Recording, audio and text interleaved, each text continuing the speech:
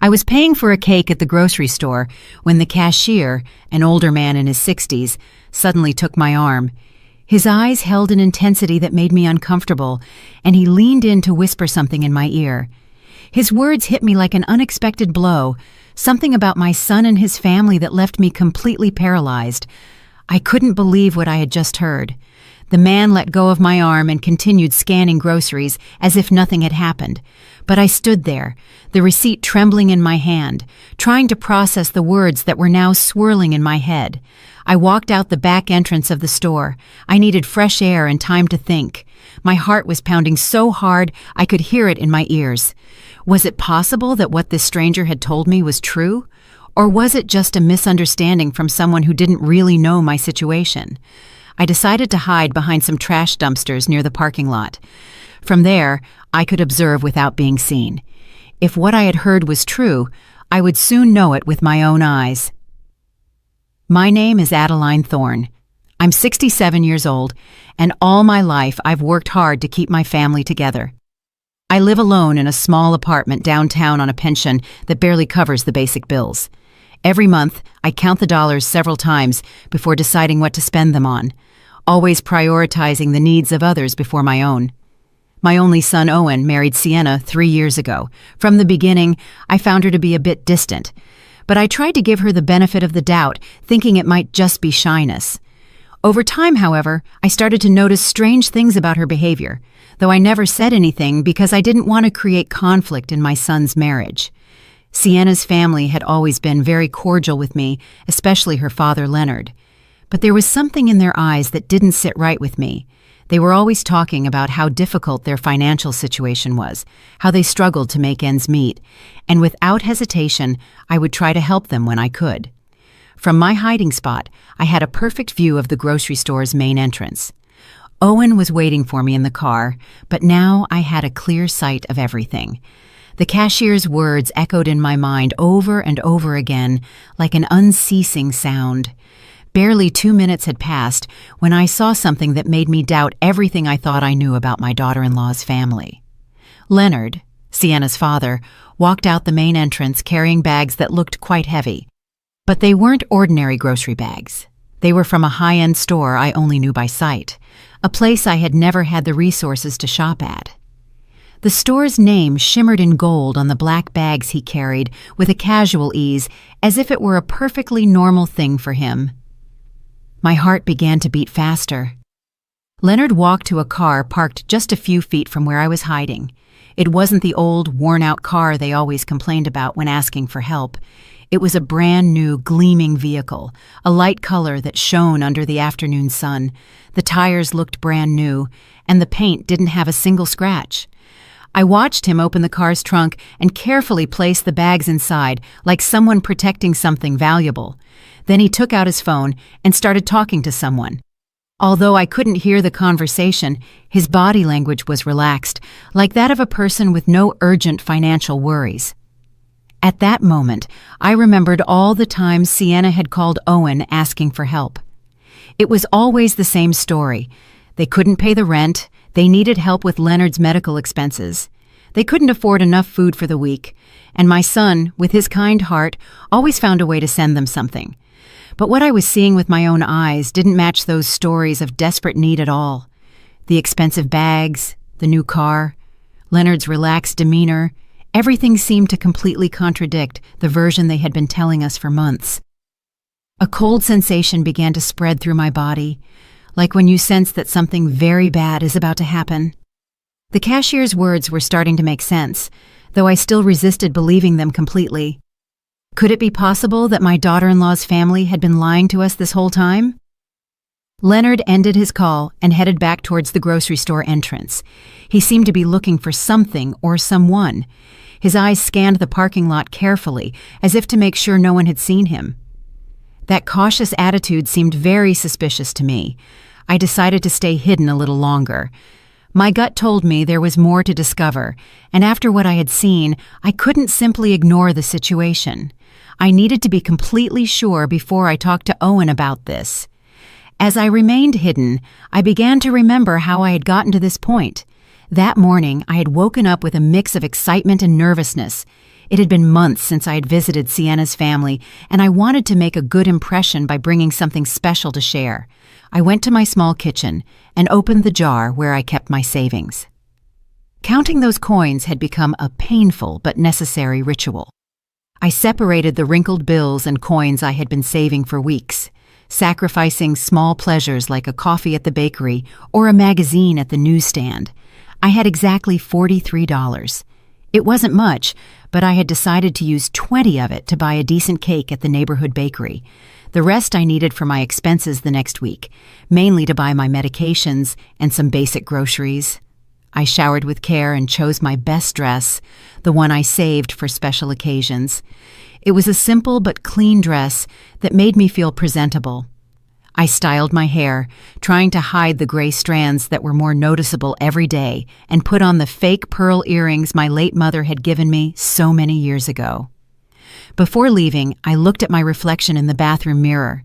I saw a 67-year-old woman who had worked her whole life, who had raised her son alone after being widowed, and who was now trying to keep a family together that seemed to value money more than feelings. Owen arrived to pick me up exactly on time. My son had always been punctual, a quality I admired in him.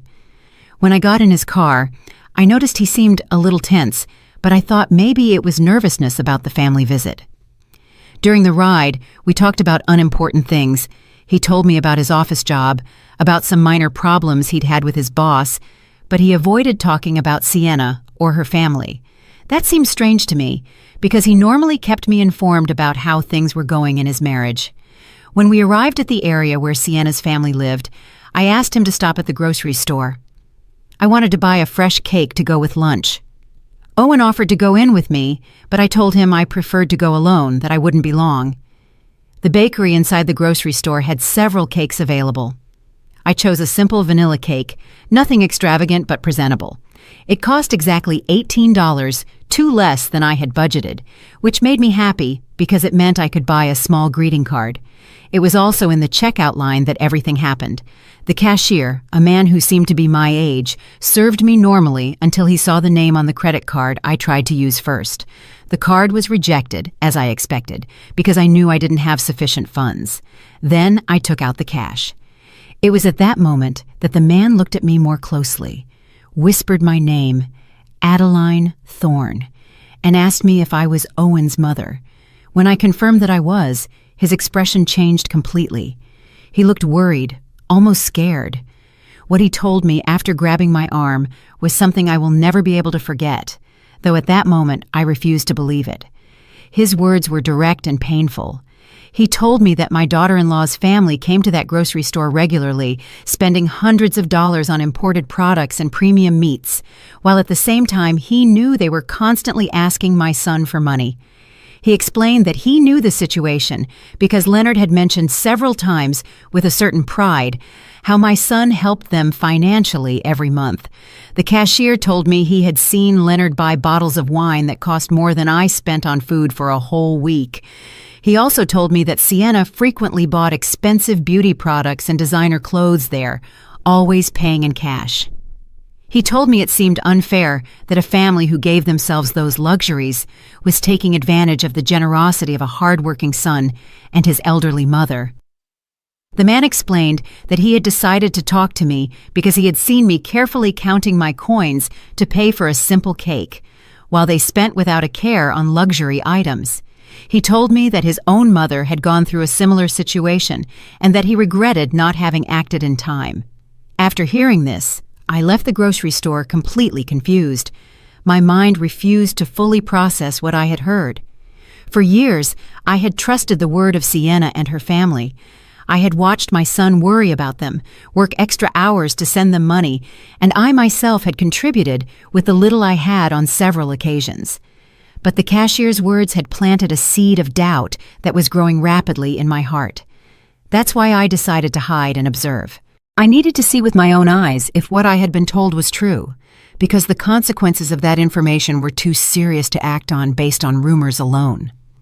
From my hiding spot behind the dumpsters, I could see everything happening in the parking lot perfectly. The smell of garbage wasn't pleasant, but it was a small price I was willing to pay to discover the truth about the people I had trusted for so long. When I saw Leonard come out of the grocery store with those expensive bags, my heart tightened in my chest.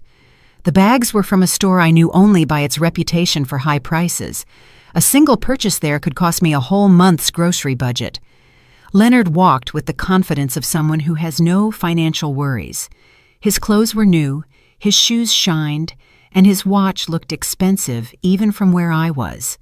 Nothing about his appearance suggested the desperate poverty they always talked about. The car he put the groceries in was definitely new. The paint gleamed under the sun, and the tires looked freshly bought. I mentally calculated that a vehicle like that could cost more money than I had seen put together in my whole life. How was it possible that someone who had a car like that would need constant financial help? As I watched him talk on the phone, I noticed that his conversation was relaxed, even cheerful. It didn't seem to be the call of someone worried about financial problems. His body language was that of a satisfied person, comfortable with his situation. At that moment, all the small inconsistencies I had noticed over the past few months began to make sense. The times Sienna had casually mentioned expensive restaurants where she had eaten, justifying it as invitations from friends. The comments about new clothes she had supposedly gotten on incredible sales. The social media photos that showed a lifestyle that didn't match their constant requests for help. Leonard ended his phone call and started walking back towards the grocery store entrance.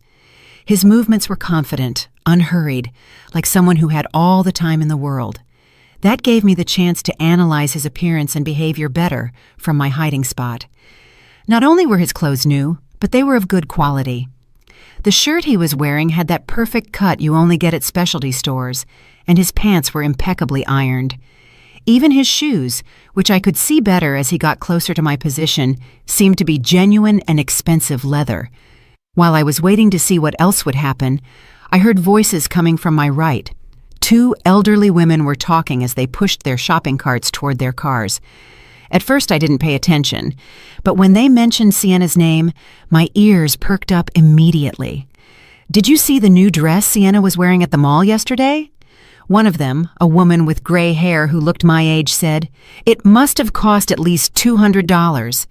I saw an identical one in that expensive store on the second floor."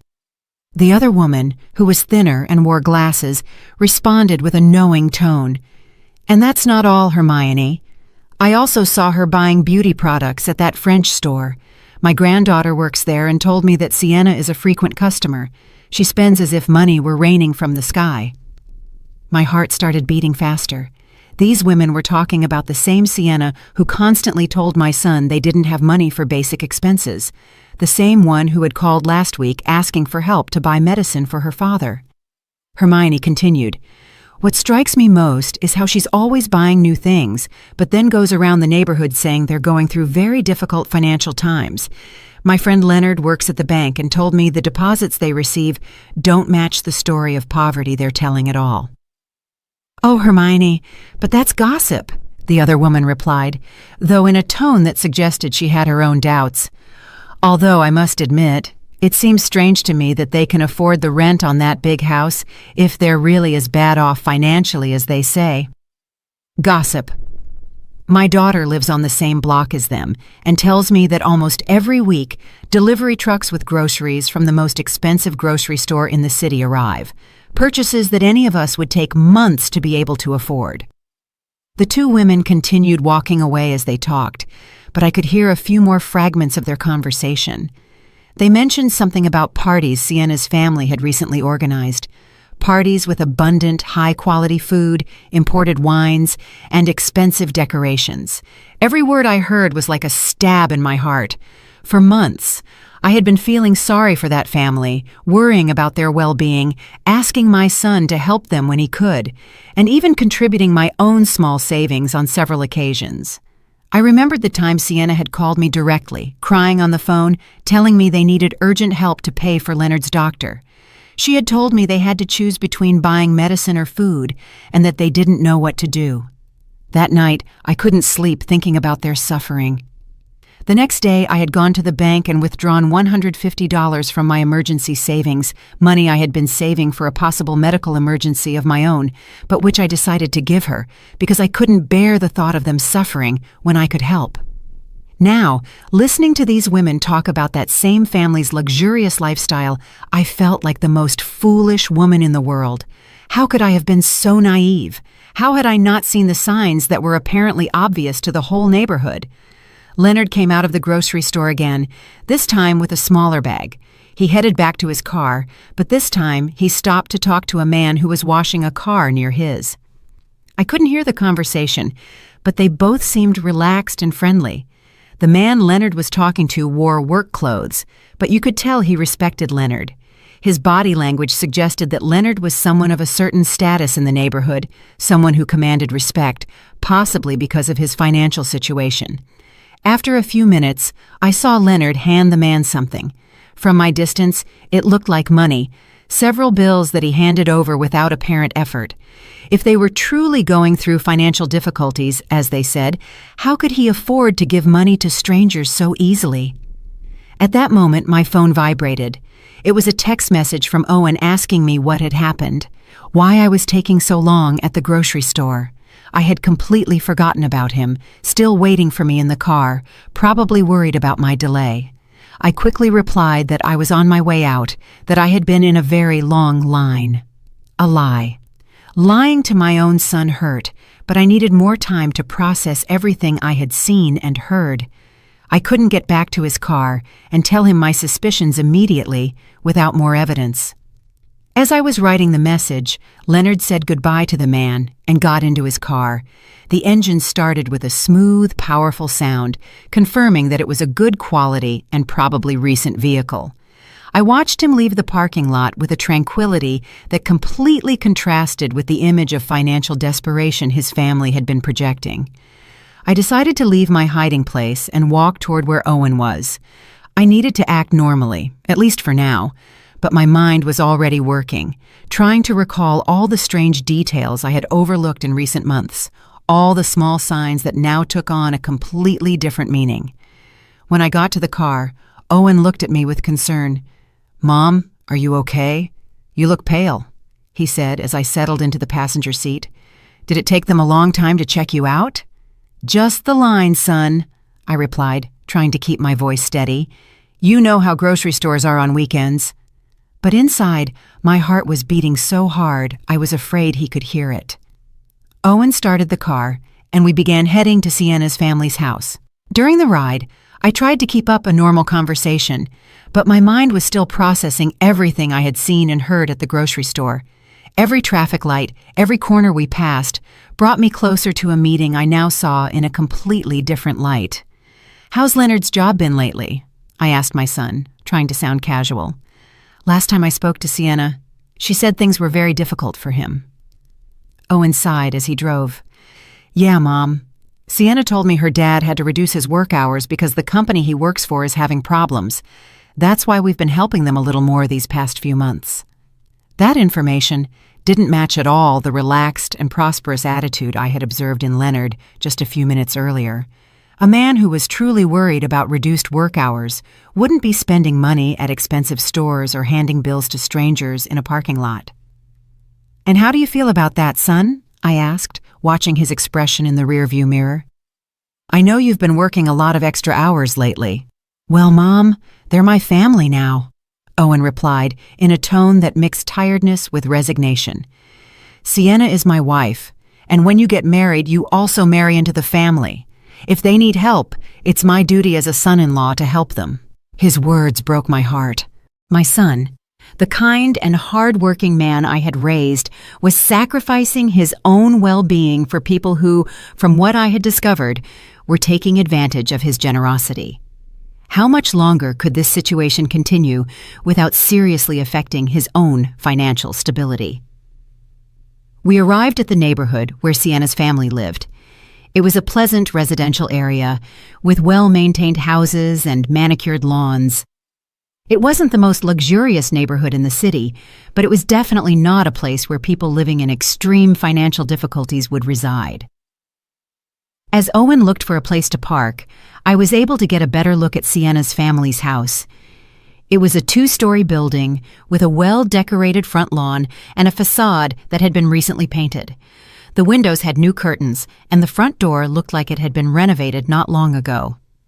"The house looks very well kept," I commented, trying to get more information.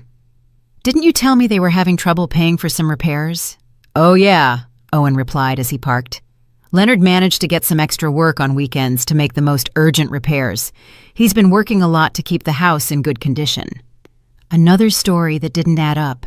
If Leonard were really working extra shifts to survive, how would he have time to go grocery shopping at an expensive store during work hours? And more importantly, how would he have money to spend on luxury goods if everything he earned was supposedly going to house repairs? We got out of the car and walked to the front door. Owen was carrying some things he had brought, while I carried my cake in a mix of nervousness and curiosity that grew with every step. Before we could ring the doorbell, the door opened, and Sienna appeared with a radiant smile. My first impression was one of total shock. Her appearance was completely transformed from the last time I had seen her just a month ago. She was wearing a dress that was definitely not cheap. The fabric looked to be of excellent quality, the cut was perfect, and the vibrant colors gave her an elegant and sophisticated look. Her shoes were clearly new, with a shine that only freshly bought items have, and her handbag matched the outfit perfectly. But what struck me most was her hair and makeup. She had a professional cut that you only get at expensive salons, with highlights that shimmered in the sunlight. Her makeup was flawless, the kind that requires high-quality products and a lot of time to apply correctly. "Adeline, what a joy to see you!" Sienna exclaimed, coming in for a hug. As she embraced me, I could smell her perfume, a costly fragrance I recognized, because I had once seen its price at a store and it seemed equivalent to my 2-week food budget. "Hello, Sienna," I managed to say, trying to hide my surprise. "You look great. That dress is beautiful." "This old dress?" she replied with a laugh that seemed a little forced. "I bought it on a clearance sale months ago. You know how it is. When you find good deals, you have to take advantage of them." That explanation sounded exactly like the one the woman at the grocery store had mentioned. There was always a justification for every expensive item. Incredible deals, gifts from friends, second-hand purchases that looked new. How many extraordinary coincidences could one family have? We went into the house, and I immediately noticed other details that didn't fit with the story of financial difficulties. The living room had been recently redecorated. The furniture wasn't the same as I remembered from my last visit. There was a new leather sofa that looked expensive, a glass coffee table that gleamed impeccably, and several decorative objects that were definitely not cheap. On the wall was a large flat-screen TV that hadn't been there before. It was a recent model, one of those that cost several $1,000s. How could a family in a financial crisis explain the purchase of a luxury television? "Dad, look who came to visit," Sienna called towards the inside of the house. Leonard appeared from what seemed to be the kitchen, wiping his hands with a towel. When he saw me, his expression changed slightly. There was a flicker in his eyes, as if for a moment he had seen something he didn't expect, but he quickly regained his usual smile. "Adeline, so good to see you," he said, approaching to greet me. "We hope you're hungry because Sienna has prepared a delicious meal." It was the same Leonard I had seen at the grocery store just an hour before, but now he was acting as if he hadn't left the house all day. His clothes were the same, but he had put an apron over his shirt as if he had been cooking. "I brought a cake to go with it," I said, handing him the box. "I hope you like it." "What a lovely gesture," Sienna exclaimed. "But it wasn't necessary, Adeline. You know you're always welcome here without having to bring a thing." As she spoke, I could see over her shoulder into the kitchen. The counters were full of ingredients and utensils that suggested an elaborate culinary preparation. I could make out expensive-looking cuts of meat, fresh and exotic vegetables, and bottles of imported seasonings. The amount of food they were preparing could easily feed a family for several days, and the quality of the ingredients was noticeably superior to what I could afford to buy for my own meals. "Did you two prepare all this?" I asked, genuinely impressed by the abundance. "Well, "We wanted to do something special for your visit," Leonard replied. "You don't get to have Owen's mother over every day. Besides, we got some ingredients on sale, so we decided to take advantage." The miraculous sales again. I began to wonder if this family had an extraordinary knack for finding deals, or if these explanations were simply a way to justify expenses they couldn't honestly explain.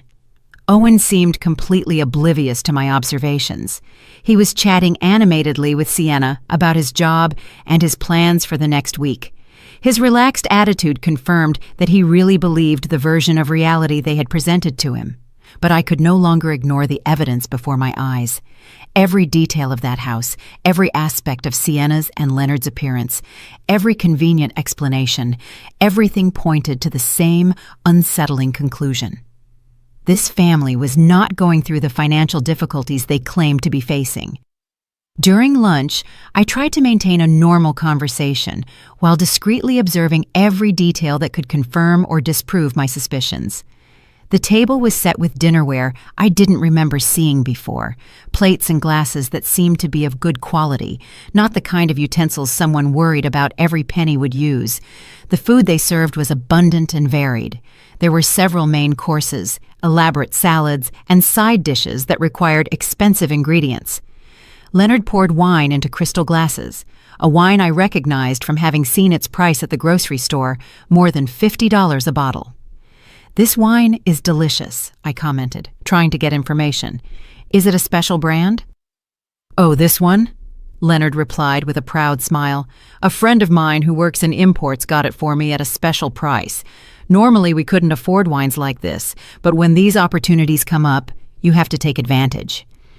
There was always a perfect explanation, always a generous friend, or an incredible deal that justified every luxury. I was starting to wonder how many generous friends one family could have, and how frequent those extraordinary deals could be. While we ate, Sienna casually mentioned some plans they had for the next month. She talked about a family celebration they were organizing, an event that, as she described it, would require a considerable investment in decorations, food, and entertainment. "Sounds expensive," I said without thinking, my words slipping out. "Expensive?" Sienna laughed. "Well, we've been saving for this for months. Besides, Leonard got an extra job that will help us cover the expenses." I immediately remembered what I had seen at the grocery store just a few hours earlier. Leonard spending money as if he had no worries, buying luxury products, driving a new car. What was the truth about his work situation? "What kind of extra job did you get, Leonard?" I asked directly. For a moment, I saw an expression of discomfort cross his face, as if my question had caught him off guard, but he quickly regained his composure. "Weekend consulting," he replied vaguely. "Nothing too exciting, but it helps supplement the family income." His answer was so general it could mean anything or nothing at all. A man who was truly doing weekend consulting would probably talk with more specificity about his work, especially when the question came from his son-in-law's mother. During the conversation, I noticed that Sienna's phone was constantly vibrating. Every time she looked at the screen, she smiled in a way that seemed significant to me.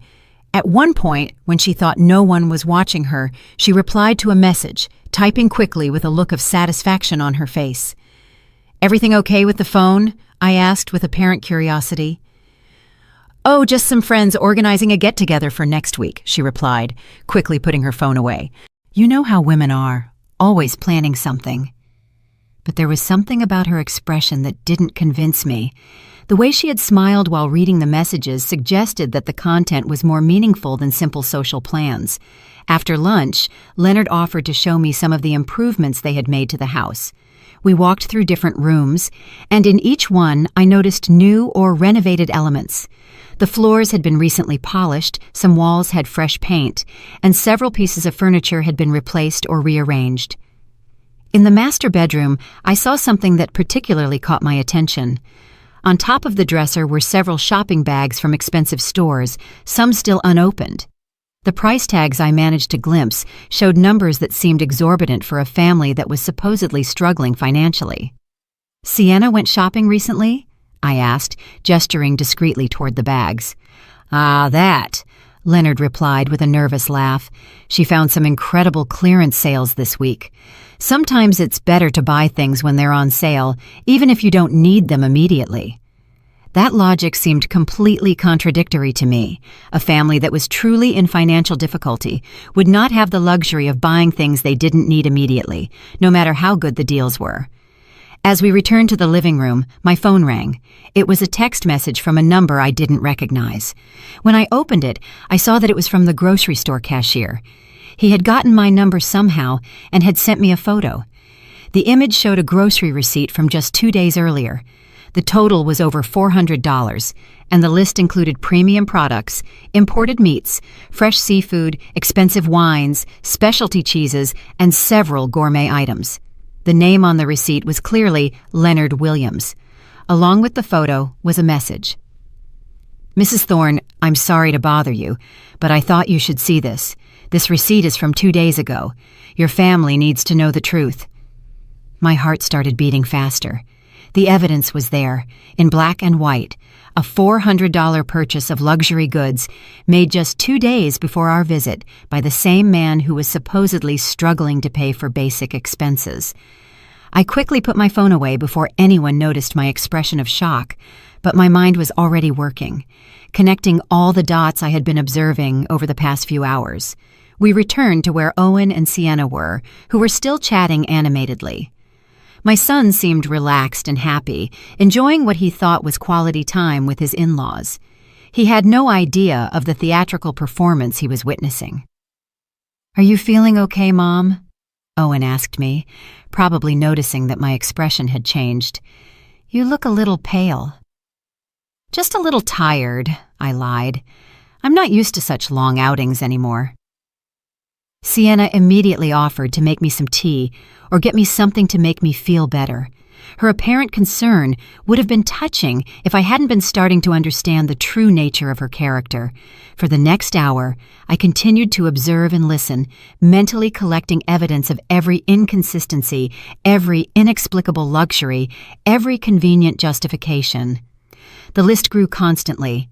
Sienna's new clothes, Leonard's car, the well-maintained house, the abundant food, the expensive wine, the shopping bags, the receipt I had received. But what hurt me the most was the realization that this situation had probably been going on for months, maybe years. How much money had my son sent to this family? How many sacrifices had he made? And how many had I made to help people who didn't actually need help? When we finally said goodbye and left the house, my mind was completely made up. I couldn't let this farce continue. My son deserved to know the truth, however painful it was, and I had a responsibility to protect him from further manipulation. During the drive back home, Owen commented on how nice the visit had been and how well Sienna's family looked.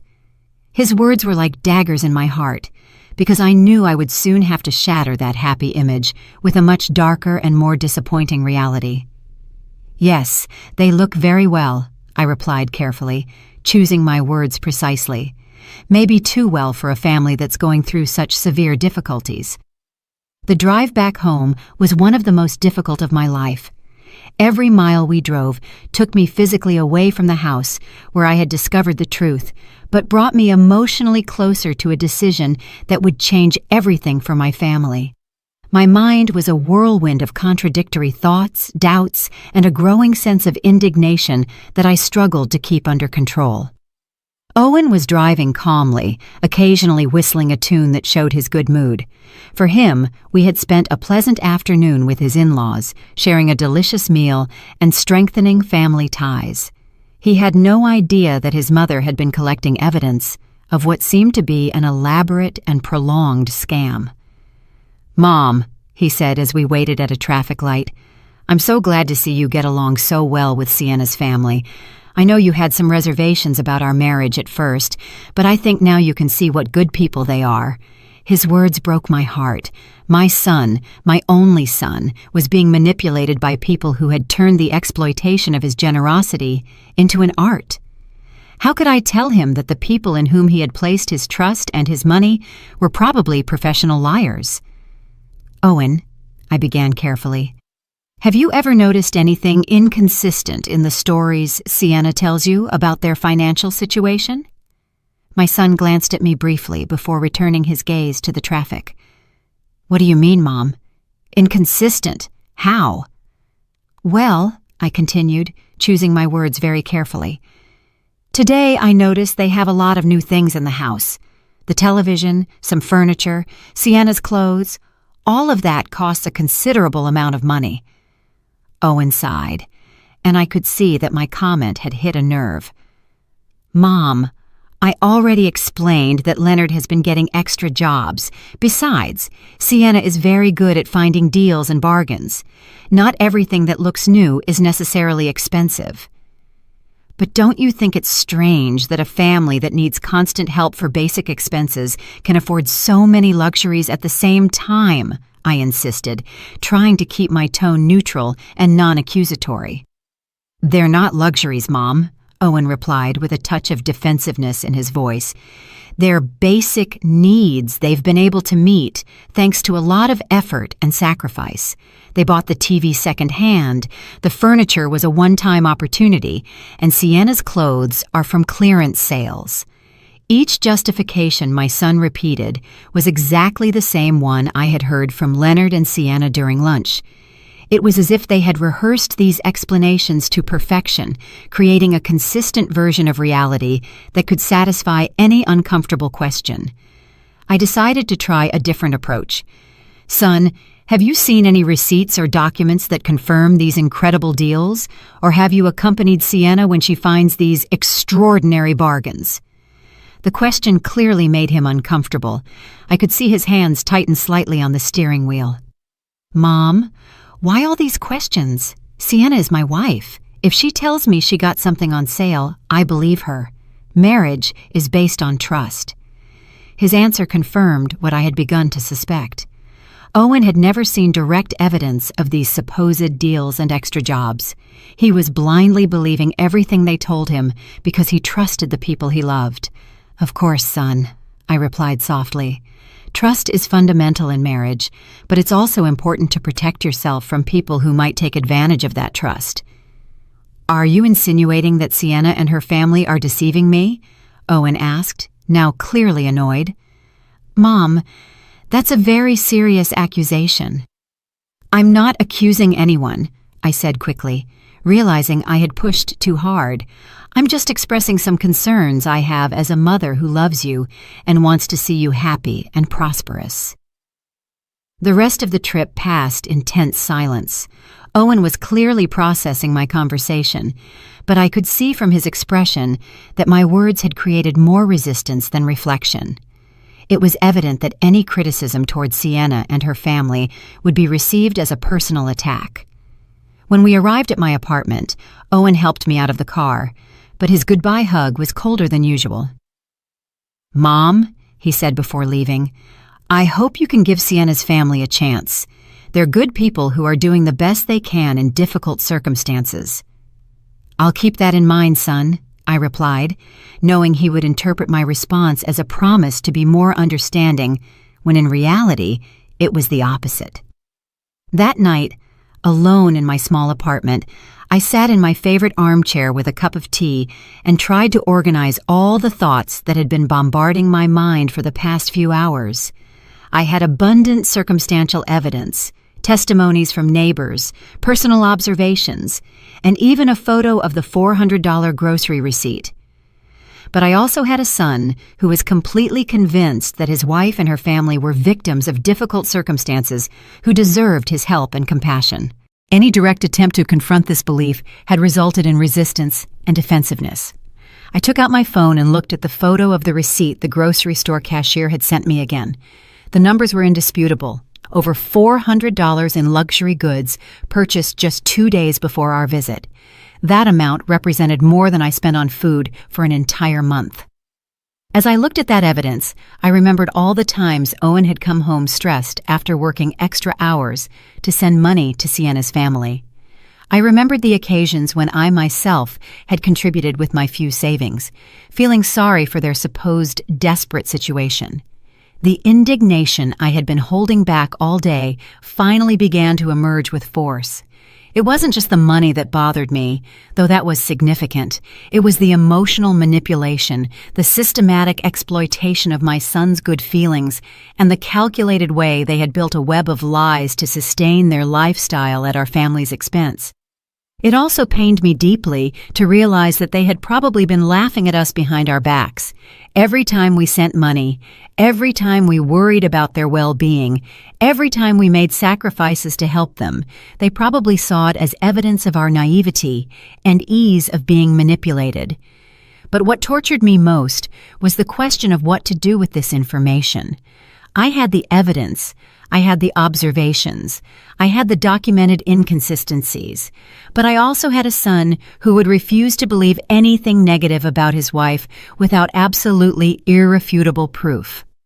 If I acted too quickly or too confrontational, I ran the risk of alienating Owen and pushing him more towards Sienna. But if I didn't act soon, the manipulation would continue, possibly getting worse over time, and my son would continue to be exploited financially and emotionally. I decided I needed more evidence that was so clear and indisputable that even Owen couldn't deny or rationalize it. I couldn't rely only on observations and suspicions. I needed concrete proof that would reveal the true nature of the people who had deceived my family. That night, before I fell asleep, I made a decision that would change the course of the events that followed. I would not directly confront Owen until I had absolutely solid evidence. Instead, I would begin my own discreet investigation, collecting proof that was impossible to deny or explain with convenient stories about miraculous deals and mysterious extra jobs. The following days were the most difficult I had experienced in years. Every interaction with Owen had become an exercise in self-control, trying to maintain normalcy while my mind constantly worked on how to address the situation I had uncovered. The evidence I had collected weighed on my conscience like a burden I couldn't share. During that week, I received 3 more messages from the grocery store cashier. Each one contained additional information that confirmed and expanded my initial suspicions. He sent me photos of other receipts for purchases made by Leonard and Sienna in recent weeks, all showing excessive spending on unnecessary and expensive products. One of the photos showed a receipt for over $600, which included 2 bottles of French champagne costing more than $100 each, imported seafood, and several gourmet cheeses. The date on the receipt was the same day Sienna had called Owen asking for urgent help to pay the rent. I also received information from Hermione, one of the women I had heard talking at the grocery store. She had gotten my phone number through a mutual friend and contacted me because she had decided I needed to know more details about the situation. Hermione told me that Sienna's family had been organizing regular parties at their house, events with professional catering and expensive decorations. She described a birthday party for Leonard that had cost, according to the guests' comments, several $1,000s in food, drinks, and entertainment. "Adeline," she told me during a phone call, "my daughter lives on the same block and tells me that delivery trucks with expensive purchases, clothes, appliances, furniture, are constantly arriving. It's not normal for a family that is supposedly in a financial crisis." Each new piece of information made it harder to maintain my silence, but I knew I needed the right moment and circumstances to present all of this to Owen in a way that couldn't be easily dismissed or rationalized. The moment came on a Wednesday night when Owen came to visit me after work. He looked especially tired and stressed. When I asked him what was wrong, he told me that Sienna had asked him for additional money for a medical emergency for Leonard. "He needs a minor surgery," Owen explained, rubbing his temples with clear signs of tension. "The insurance doesn't cover everything, and they need $200 by Friday. I've been working double shifts all week to be able to get the money together." That was the last straw. $200 for a supposed medical emergency requested by the same family that had spent $600 on champagne and seafood just a few days earlier. I couldn't let my son sacrifice himself anymore for these elaborate lies. "Owen," I said, taking his hands in mine. "I need to show you something.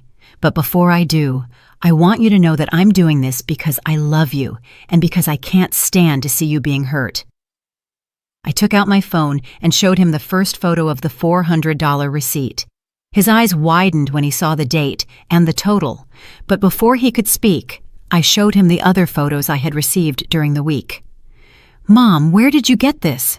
Owen asked, looking at the images with an expression that mixed confusion and denial. "And how do you know these receipts are real?" I explained my encounter with the grocery store cashier, the conversations I had overheard from the neighbors, and all the observations I had made during our visit. I spoke slowly and carefully, presenting each piece of evidence logically and chronologically. "But there has to be an explanation," Owen insisted, although his voice no longer sounded as convinced as before. "Maybe Leonard had a good month at work, or maybe they received money from another source." "Son," I replied gently, "these luxury purchases were made on the same days that Sienna called you asking for help with basic expenses. Doesn't that seem like too much of a coincidence?" I could see the realization starting to sink into his mind. His eyes moved between the photos on my phone and my face, looking for some way to reconcile what he was seeing with what he had believed for so long. "Besides," I continued, showing him the information I had gotten about the expensive parties, "the neighbors have seen how this family really lives. It's not the story of desperate poverty they've been telling you." Owen got up from his chair and started pacing my small living room. I could see his mind working, recalling past conversations, broken promises, and small inconsistencies that he had probably ignored or rationalized before. "But why would they do this?" he finally asked in a voice that sounded completely defeated. "Why would Sienna lie to me about something so important?" "Because it worked," I replied honestly. "Because you've been sending them money regularly without asking questions, trusting their word. For them, you're a reliable source of additional income that they can use to maintain a lifestyle they couldn't otherwise afford." Tears began to form in my son's eyes. Seeing his pain broke my heart, but I knew it was necessary to free him from this destructive manipulation. "How much money have I given them in total?" he asked, though he seemed afraid of the answer. We had reached the moment of complete truth. "According to what you've told me over the past few months, probably more than $5,000, and that's not counting the help I've given them myself." The number hit him like a physical punch. $5,000 represented months of extra work, personal sacrifices, and lost opportunities for his own future, all given to people who had been systematically deceiving him. "I need to talk to Sienna," he said finally, with a determination I hadn't heard in his voice in a long time. "I need to confront her with this information and hear her explanation." "Are you sure you're ready for that conversation?" I asked him. "Once you put this information on the table, there will be no turning back. Your relationship will change forever, no matter what her answer is." Owen was silent for several minutes, looking at the photos on my phone over and over again. I could see him processing not only the financial evidence, but also the emotional implications of having been deceived by the person he loved. "Mom," he said finally, "thank you for showing me this. I know it must have been difficult for you to decide whether to tell me or not, but you were right. I needed to know the truth." I hugged him tightly, feeling both relief and worry about what would come next. The truth had finally come to light. But now came the most difficult part, facing the consequences of years of lies and manipulation. "What are you going to do now?" I asked. "I'm going home tonight, and I'm going to have a very serious conversation with my wife," Owen replied with a firmness he hadn't shown in months. "And depending on what she says, I'm going to make some important decisions about our future." Owen left my apartment that night with a determination I hadn't seen in him for months.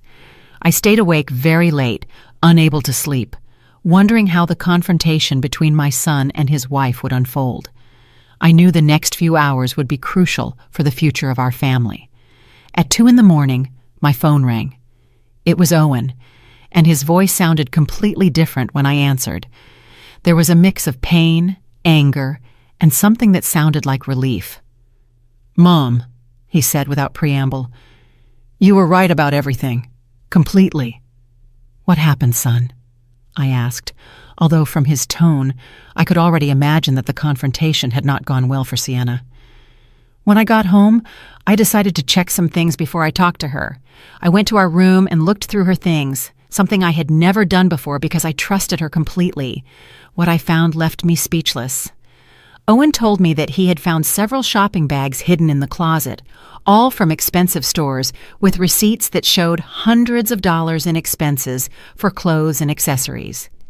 He also found jewelry he had never seen Sienna wear, still with their original price tags.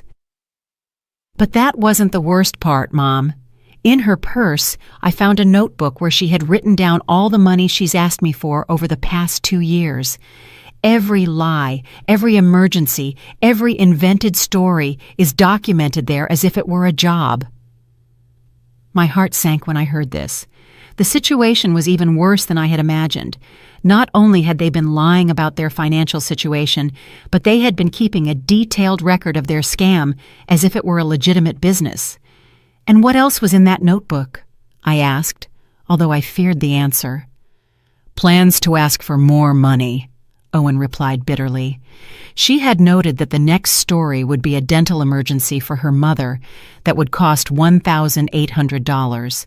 She also had notes on how to make me feel guilty if I doubted her or asked too many questions.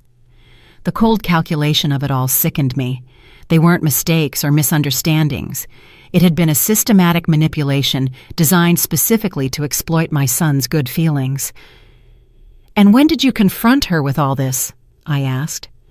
At first, she tried to deny everything, Owen continued. She said the purchases were gifts from friends, that the notebook was just to keep track of household expenses, that I was misinterpreting everything. But when I showed her the photos you had of the grocery store receipts, her strategy changed completely. How did it change? She got furious. She yelled at me that I had no right to go through her things, that my family had never really accepted her, and that it was all your fault for putting ideas in my head. She said you had always been a meddling mother-in-law who wanted to destroy our marriage. Those accusations hurt, but they didn't surprise me. It was typical of professional manipulators to try to turn the situation around and become the victims when confronted with evidence of their lies. But what impacted me most, Owen continued, was when she finally admitted the truth. She told me that her family had never been in a financial crisis, that Leonard has a stable job that pays well, and that it had all been a strategy to take advantage of my generosity. She used that word specifically, take advantage? Exactly that word. Mom, she said I was easy to convince and that my family had money that we could afford to share, as if we were responsible for maintaining their luxurious lifestyle. The conversation continued for over an hour. Owen told me every detail of the confrontation, every lie that had been revealed, every manipulation that had finally been exposed. The picture that emerged was of a family that had turned deception into a way of life. I also called Leonard during the argument, Owen told me. I wanted to hear his version of events. At first, he tried to stick to the original story, but when I told him I already knew the truth, he also admitted everything. And what did Leonard say? He said that they had decided from the beginning that I was a good match for Sienna because I had a stable job and a family that could help them financially. He told me it was never personal, that it was just business, as if that made everything okay. The coldness of that admission left me speechless. Not only had they deceived my son, but they had seen him from the beginning as a source of income, not as a human being with his own feelings and needs. And what did Sienna say when her father admitted everything? I asked. That was the most revealing part of the whole night, Owen replied with a bitter laugh. She got mad at him for ruining the plan. She wasn't angry because the lies had hurt our marriage, but because her father had confessed and ruined her ability to continue deceiving me. For the next hour, Owen told me how he had discovered more details about the extent of the lies. The supposed medical emergencies had never existed. Leonard's work problems were completely fabricated. Even the incredible deals that explained all their luxuries had a simpler explanation. They simply bought what they wanted with the money my son sent them regularly. What hurts me the most, Mom, he told me toward the end of our conversation, isn't just the money I lost. It's realizing that for 2 years of marriage, I never really knew the woman I married. Everything was an act designed to keep me giving them money. "And what are you going to do now, son?" I asked him, although from his tone, I already suspected what his answer would be. "I've already told Sienna that our marriage is over tonight. There's no way to rebuild trust after such a systematic and calculated betrayal. Tomorrow, I'm going to start the divorce proceedings." Although I knew it was the right decision, my heart ached for my son. No one deserves to discover that the person they love has been so elaborately deceiving them for so long. I also made it very clear that they won't get another cent from our family, Owen continued. "And I told her that if they try to contact you asking for help, you should tell them exactly what I think of their methods." "Of course, son," I assured him. "That family will never again receive help from us." "Mom," Owen said before hanging up, "thank you for having the courage to show me the truth. I know it must have been difficult for you to decide whether to tell me or not, especially knowing it would probably destroy my marriage. But you saved me from years more of being used and manipulated." After hanging up the phone, I sat in the darkness of my apartment, processing everything that had happened. The truth had finally come to light, but it had come at a very high cost for my son. His marriage had ended, his trust had been betrayed, and he would have to rebuild his life from scratch. But I also knew that in the long run, the truth would have freed him from a situation that would only have gotten worse over time. Sienna and her family would never have stopped asking for money. They would never have voluntarily confessed their lies, and they probably would have escalated their manipulations until they had completely drained my son's resources. The months that followed that revealing night were a process of healing and rebuilding for our entire family.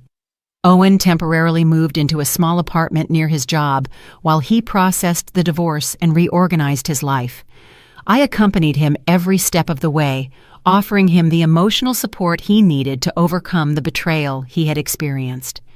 The divorce process revealed even more details about the magnitude of the deception. Owen's lawyers discovered that Sienna had been hiding significant assets throughout their marriage. She had a secret bank account where she deposited some of the money she received from my son and had been buying valuable items that she then hid to maintain the appearance of financial need.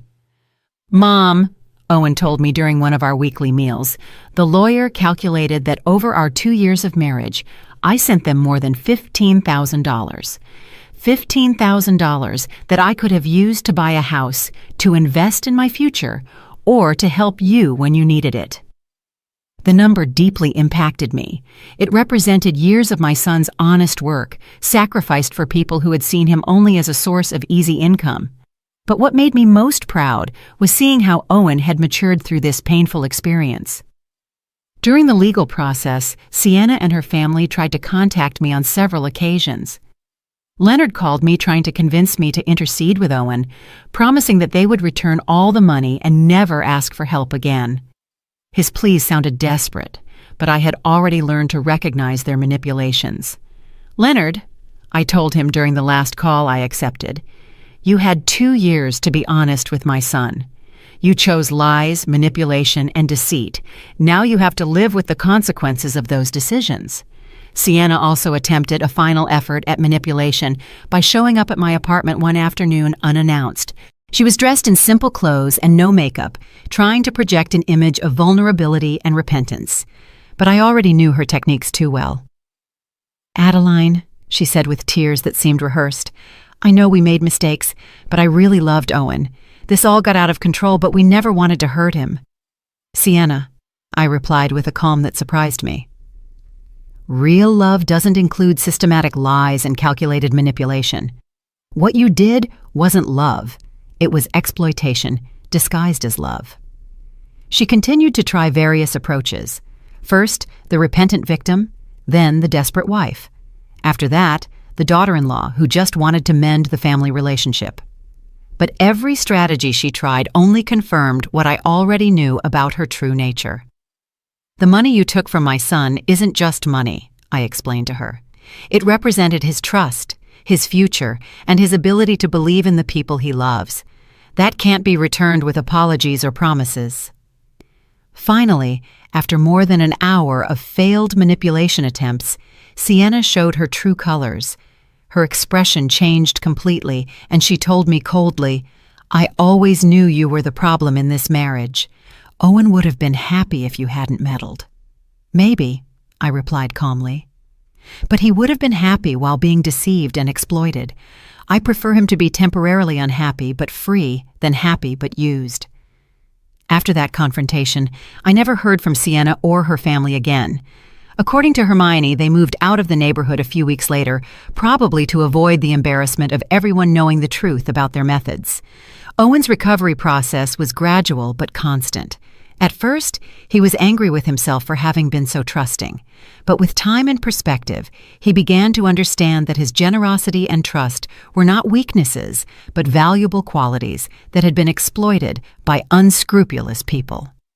"Mom," he told me during a dinner near his new apartment, "I've been thinking about everything that happened, and I realize I learned something important.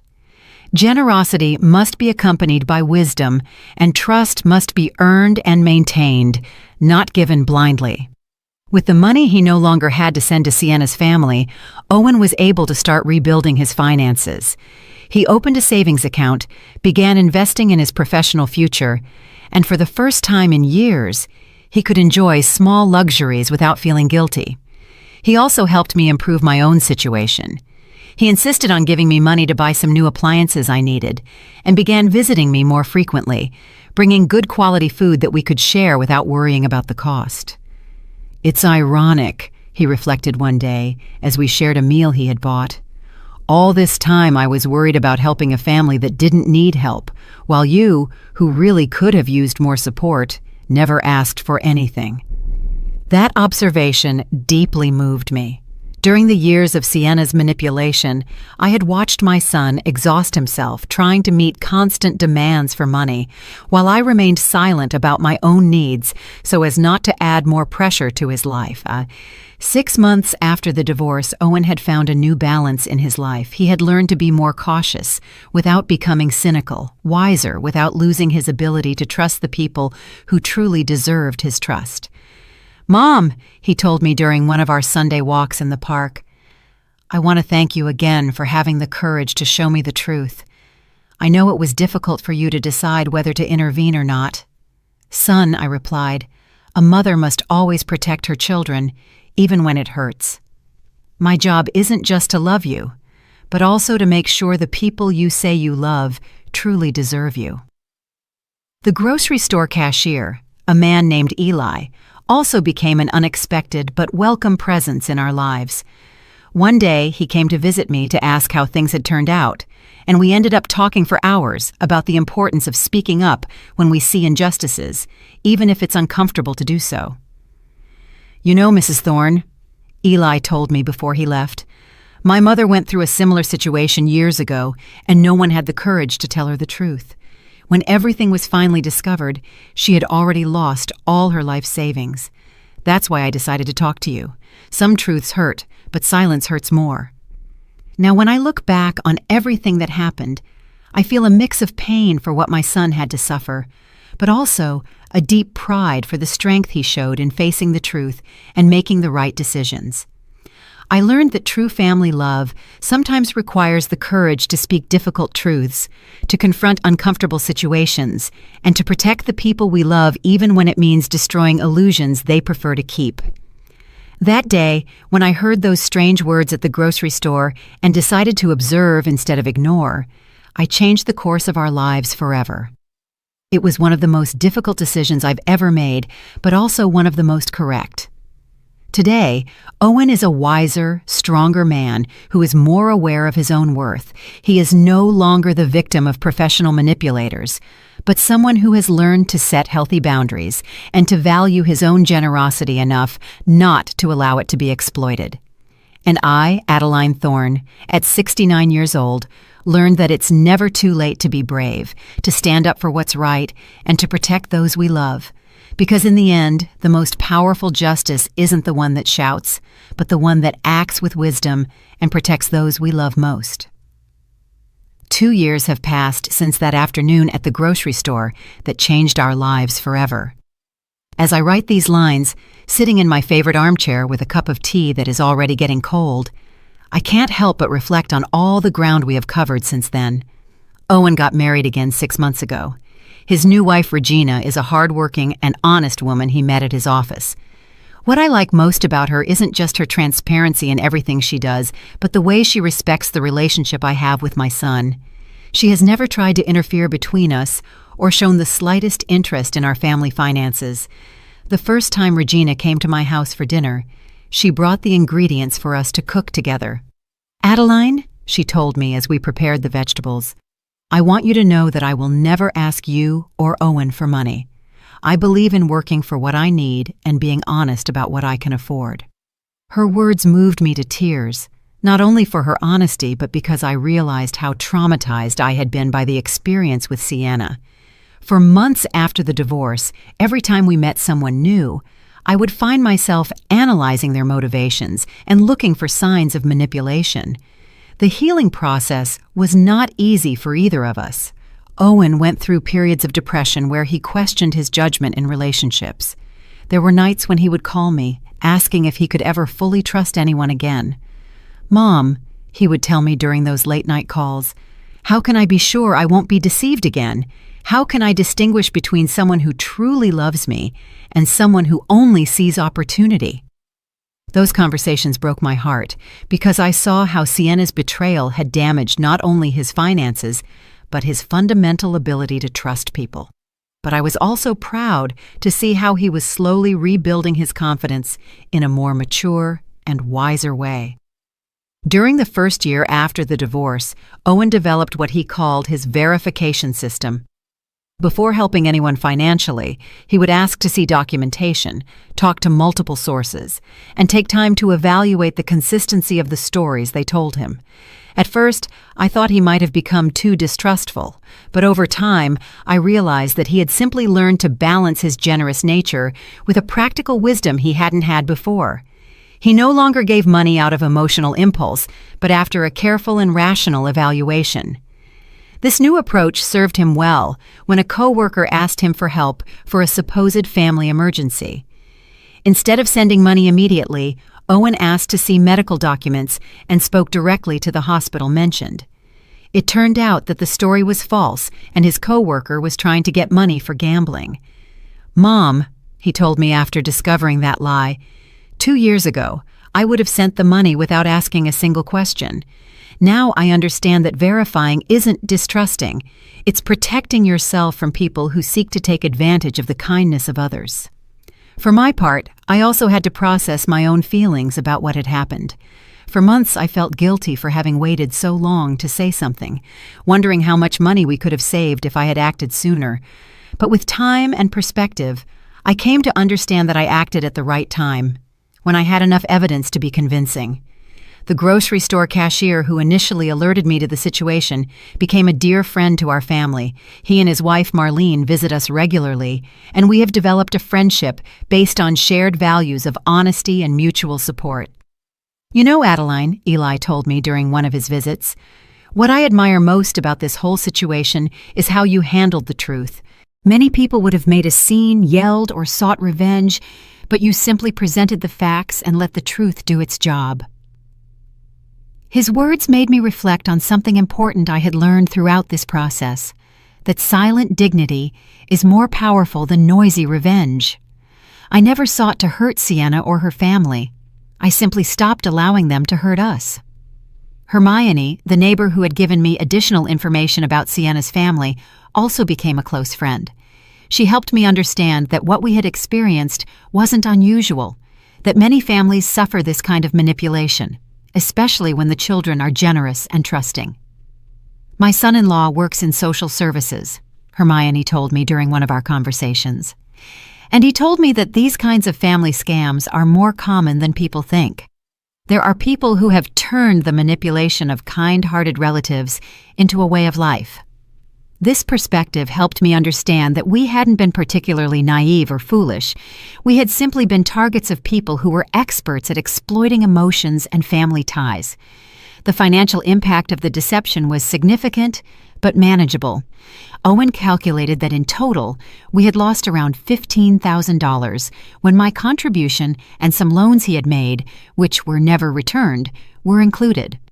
However, once the flow of money to that family stopped, our financial situation improved dramatically. With the money he no longer had to send monthly, Owen was able to save for a down payment on a small house. He asked me to live with him and Regina, but I prefer to maintain my independence in my own apartment, although now with better furniture and appliances that he insisted on buying for me. "Mom," he told me when he brought the new refrigerator, "for years I watched you count coins while I sent hundreds of dollars to people who didn't need them. Now it's your turn to have the things you deserve." Regina turned out to be not only a good wife to Owen, but also a considerate daughter-in-law to me. She never tries to compete with my place in my son's life, and always includes me in her family plans and decisions. The difference from Sienna's attitude is so marked that sometimes I find it hard to believe both women exist in the same world. Last month, Regina confided that they are expecting their first child. The news filled me with a pure joy I hadn't felt in years. This grandson or granddaughter will grow up in a home where honesty and integrity are fundamental values, very different from the environment of lies and manipulation that would have existed if Owen had remained with Sienna. "I want our child to know you as the grandmother who had the courage to protect our family," Regina told me while holding my hand. "Owen has told me the whole story, and I deeply admire what you did. Sometimes I wonder what would have happened if I had never decided to hide behind those trash dumpsters to watch Leonard. How long would the deception have continued? Would Owen have eventually discovered the truth on his own, or would he have continued to be exploited indefinitely? I'll probably never know the answer to those questions, but what I do know is that the courage to face uncomfortable truths is one of the most important responsibilities we have toward the people we love. In these 2 years, I have reflected a lot on the signs I ignored for so long, the small details that didn't add up, the overly convenient explanations, the way Sienna always had a perfect story for every situation. Now I understand that my maternal instinct had been trying to alert me for months, but I had silenced those doubts because I didn't want to create conflict. I have learned that maintaining family peace should not come at the cost of allowing the family to be exploited. Sometimes the greatest act of love is to create the necessary conflict to protect the people who matter most. Today, at 69 years old, I feel wiser and stronger than I have in decades. Not only because I helped save my son from a destructive situation, but because I proved that it is never too late to be brave, to stand up for what is right, and to protect those we love. The experience taught me that true strength isn't in avoiding problems, but in facing them with dignity when necessary, and that sometimes the most difficult decisions are also the most correct ones, even if their full impact can only be appreciated with the passage of time. As I finish writing these reflections, I can hear Owen and Regina laughing in the kitchen, preparing the Sunday dinner we will share in a few minutes. It is the sound of a genuine family built on solid foundations of honesty and mutual respect. That sound is worth more than all the dollars we lost during the years of deception, because in the end, the most valuable thing we have isn't the money we can give, but the authentic relationships we can build and protect. And no one can ever take that away from us.